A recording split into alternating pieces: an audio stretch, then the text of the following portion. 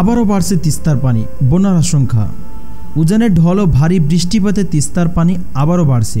মঙ্গলবার 2 জুলাই বিকেল 3টা থেকে তিস্তার ডালিয়া পয়েন্টে পানি বিপদসীমার মাত্র 20 সেন্টিমিটার নিচে প্রবাহিত হচ্ছে। এর আগে একই পয়েন্টে দুপুর 12টায় বিপদসীমার 30 সেন্টিমিটার নিচ দিয়ে প্রবাহিত হয়। এই 3 ঘন্টায় পানি প্রবাহ বেড়েছে 10 সেন্টিমিটার। পানি বৃদ্ধি অব্যাহত থাকলে আবারও বন্যার আশঙ্কা করছেন তিস্তাবাসী। এর আগে গত রোববার 30শে জুন সন্ধ্যা 6টায় তিস্তা ডালিয়া পয়েন্টে পানি প্রবাহ বিপদসীমার মাত্র 15 সেন্টিমিটার নিচ দিয়ে প্রবাহিত হয়। তবে সোমবার 1 জুলাই ওই পানি আবারও কমে যায়।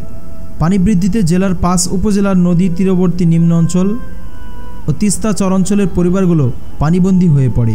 পানি নিয়ন্ত্রণে দেশের বৃহত্তম সেচ প্রকল্প তিস্তা ব্যারেজের 44টি গেট এখনও খুলে রেখেছে কর্তৃপক্ষ। তিস্তার পানি বৃদ্ধির ফলে লালমনিরহাটের 5 উপজেলার তিস্তার তীরবর্তী নিম্ন অঞ্চল ও চরাঞ্চলের ঘরবাড়িতে পানি প্রবেশ করে। চর এলাকার রাস্তাঘাট তলিয়ে যায়। তবে সোমবার সকালে পানি কমে যাওয়ায় রাস্তাঘাট জেগে ওঠে, অনেক বাড়িঘর থেকে নেমে যায় পানি। তবে কাদামুক্ত রাস্তাঘাট ও ঘরবাড়িতে চলাচলে দুর্ভোগ পোহাচ্ছে নিম্ন অঞ্চলের মানুষজন। গরুর প্রধান খাদ্য খড় ভিজে যাওয়ায় তারা বিপাকে পড়েছেন গবাদি পশু নিয়ে।